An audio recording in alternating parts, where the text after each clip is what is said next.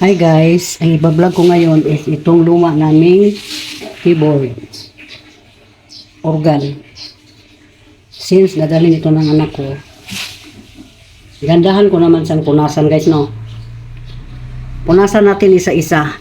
Yan, yung mga ano niya, yung mga luma itong ano ito guys. Para naman mukhang bago, no?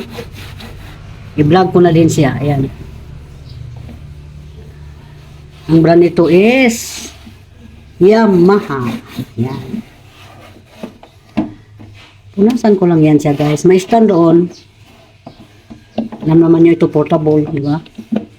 Tinitesting namin kanina. Gumagana pa. Tinatago ko lang ito sa ano guys, sa cabinet. Ayun lang ito muna maglabas kasi nga dadalhin siya sa wala lang. Para hindi daw siya maano.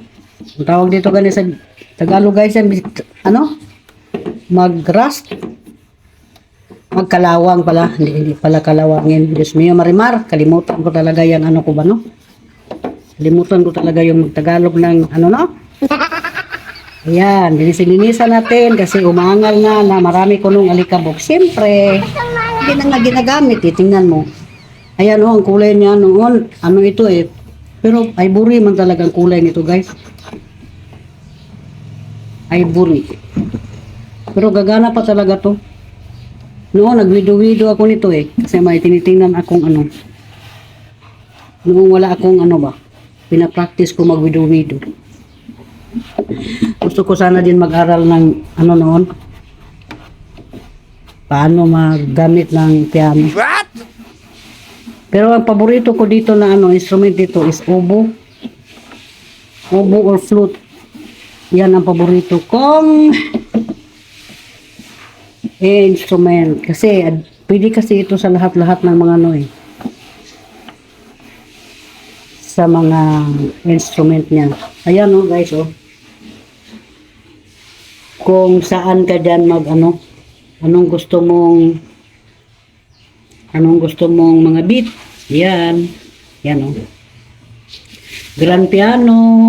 Ayan. May harp. May soft guitar. I-adjust mo lang guys. May cello. Pero ang ano, paborito ko talaga dito is yang flute at saka oboe. Malakas pa talaga ito. Kung gusto mo talaga ng malakasan, isaksak mo siya sa ano, speaker. Kaya na ako may speaker doon, no? Kasi doon minsan sinaksak. Yan. Kahit luma nito guys, pero gumagana pa din.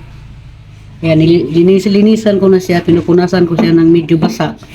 At least maalis man lang yung unang alikabok, bahala na sila doon maglinis, no? Ayan.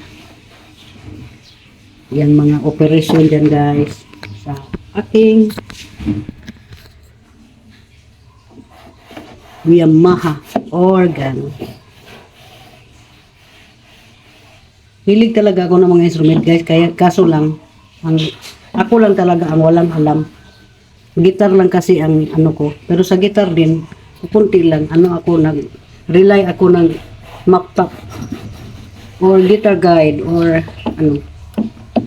Sa ngayon, parang ayaw ko na mag-ano.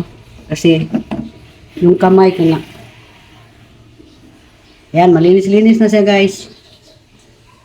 Malinis na siya.